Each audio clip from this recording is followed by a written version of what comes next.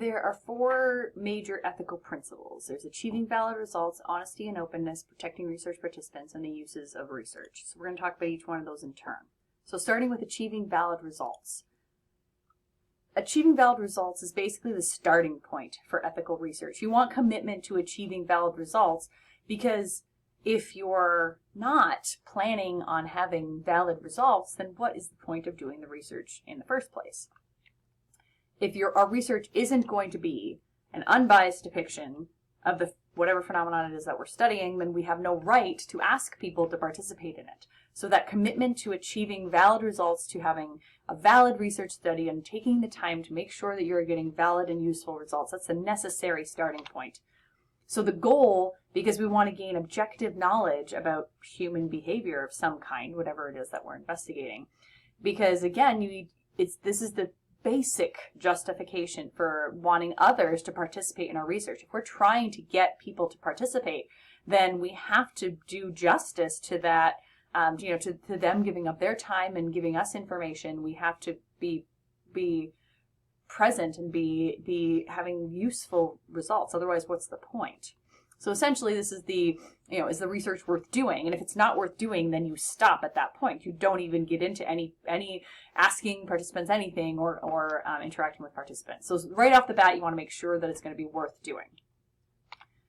And then we want honesty and openness. So this is a big part of research methods, is being completely transparent in everything that you're doing. You want to disclose your research methods, exactly what it is that how you got your sample, what information you were getting from your participants, what kind of analyses you were doing. All of that is laid bare on the table in any research study. You want everybody to know exactly what you did if they're reading your study. You want to then honestly present those findings. So any information that you get from your participants and through your analyses and whatever else you might be doing, you want to present those honestly. You don't want to try to sort of fudge things, or especially trying to fit it to your original hypothesis. That's not how research is done. Ethical research is honest, and it's about showing exactly what it is you found. And even if that doesn't coincide with what you originally thought, well, we want to uncover the truth. That's the point. So if it doesn't coincide with your hypothesis, why? Figure that out. That's more important. It's also important to publish results of research, because if we don't disseminate research, then there's no way that other people can know what we found. So that's why publishing is actually very important, because if we don't publish, then there's no way that I would know that somebody else is conducting a similar study or has previously, and I'm doing it thinking I'm doing this brand new thing, and it's actually already been done. And it doesn't mean I can't replicate it, but it'd be good to know about what other people have found in order to sort of help guide my own research. So we want to be, part of being honest and open is making sure we share those results as widely as we can. And then you always want to acknowledge any sources of research funding. So not all research, but a lot of research has funding of some kind, whether through grant funding, and it could come from federal grants, could come from state grants or institution-specific grants. Whatever the case may be, you want to acknowledge the sources of that funding, not just as like a thank you, which is a good thing to do anyways, but as nobody thinks that there's any kind of bias involved. Because for example, if I get funding research from, let's say, the NRA, and then I go on to say how amazing guns are and how they don't hurt anybody and they're not a danger at all, that's going to seem pretty biased given the fact that this research was funded by the NRA. So you want to acknowledge those sources of funding so that, again, you're not hiding anything. Everything is all open. So for public scrutiny, that's the point. And so you want to acknowledge where you got that funding. So any biases that might have been there, whether or not you knew it, can be acknowledged and can be recognized by others. And so then, they might want to take that research with a grain of salt if there has been sort of some research funding that seems to have impacted the final results, which of course then just means that the findings are not being honestly presented either, which means that there's probably multiple issues going on. So protecting research participants is probably the biggest one. At least it has the most sort of that it is encompassed within this idea. And so right off the bat, you want to avoid harm. Any kind of harm, physical, psychological harm, anything that is avoidable, you want to avoid it. And sometimes, though, it can be more difficult than it sounds to anticipate what that harm might be. So, for example, if something is going to, trigger somebody or make somebody have some kind of psychological reaction when they're talking about something that maybe you didn't even think the connection was going to be made, that could happen. So you don't have to necessarily prevent all possible harm. It's only things that you can anticipate. And if you can't anticipate it, then how can you prevent it?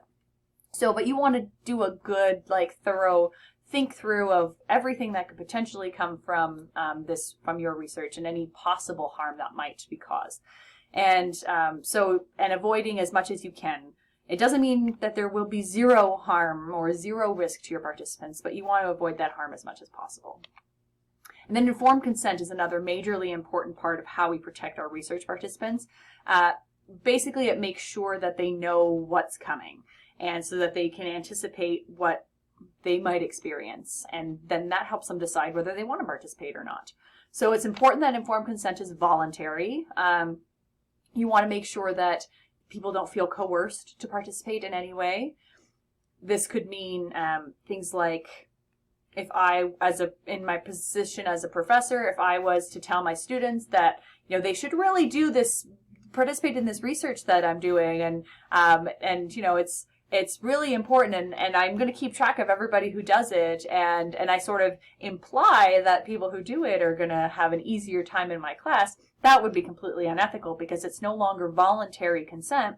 I am now essentially coercing people that I have a certain level of power over to do this research, and that would be completely unethical.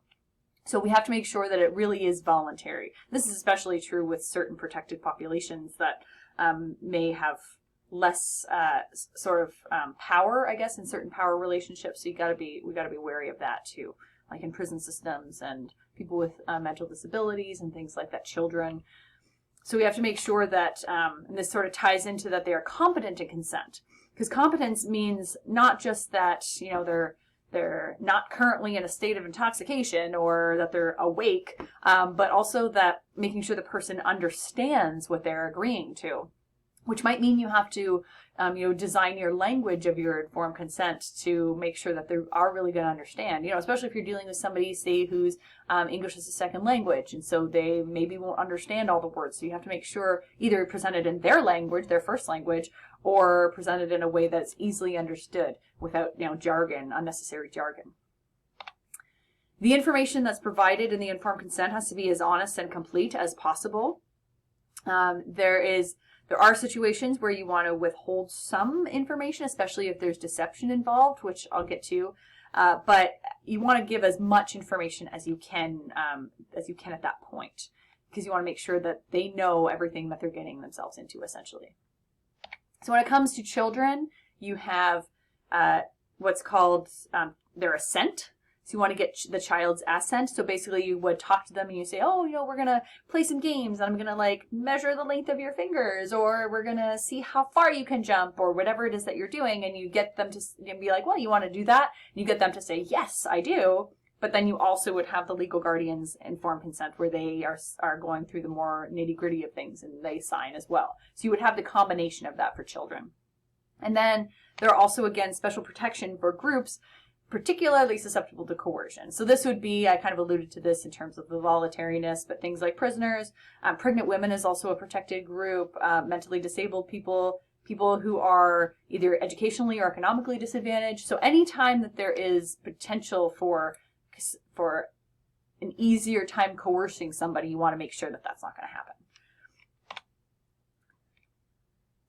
Freedom to withdraw is another important kind of component of making sure that we have informed consent and we're protecting our participants.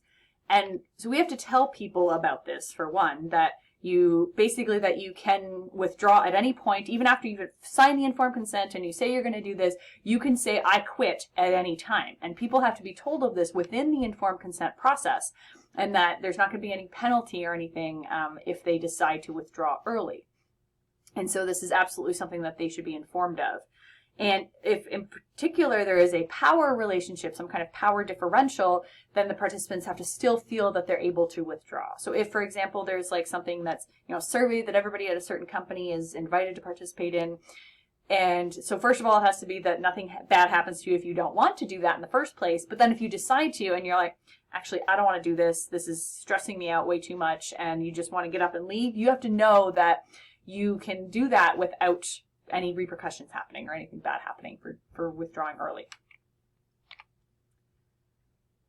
So deception. So this is kind of what I mentioned a little bit. So you want to avoid deception if you can.